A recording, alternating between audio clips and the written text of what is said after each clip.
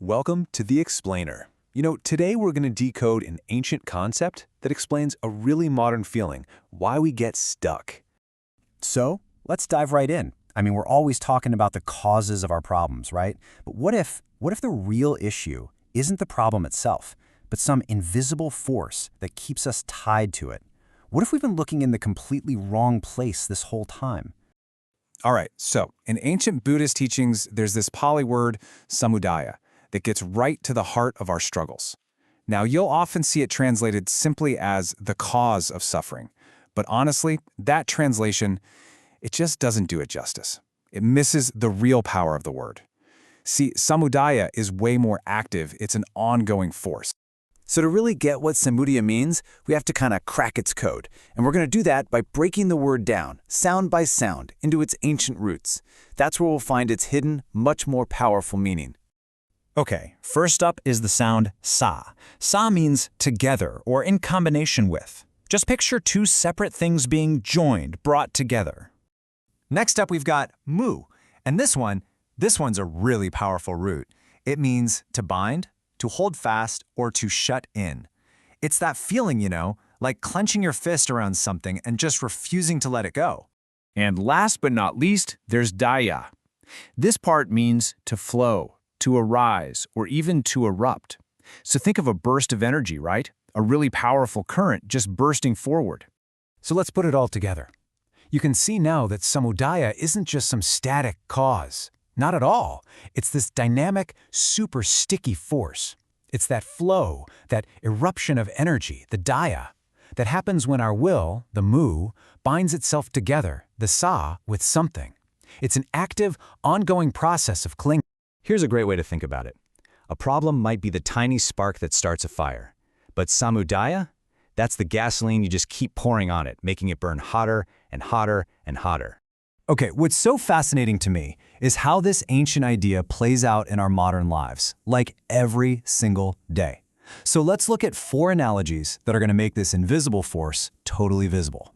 All right, first one. Imagine you've got some trash you really want to get rid of. You go to throw it in the bin, you open your hand, but it doesn't fall. It's just stuck there, to your palm, with superglue. See, in this case, the trash isn't the actual problem. The real problem is that invisible, sticky glue. That's the samudaya. That's binding you to the trash and won't let you let go. Okay, analogy number 2. Picture a slingshot. You've pulled it way back as far as it can possibly go, aiming at something. But the tension is just so immense that your fingers are aching and you realize you literally can't let it go. So the problem here isn't the target you're aiming at, right? The actual source of your pain is that incredible stored up tension in the band, that tense, vibrating energy that's been built up by your own will. That is samudaya in action. How about this one? Imagine your foot is stuck deep in some thick, swampy mud. And the more you fight, the more you struggle to pull it free, the tighter that suction gets, just resisting every single move you make. Again, the real suffering isn't the swamp itself. It's that awful, sticky resistance that builds up when your desperate desire to escape clashes with the reality of the mud. That clinging, messy, desperate struggle, that's samudaya.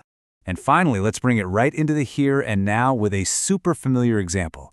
It's late, you should be sleeping, but your thumb, it's like it has a mind of its own, right? Just unconsciously pulling down, refreshing the feed, scrolling, always for just one more update.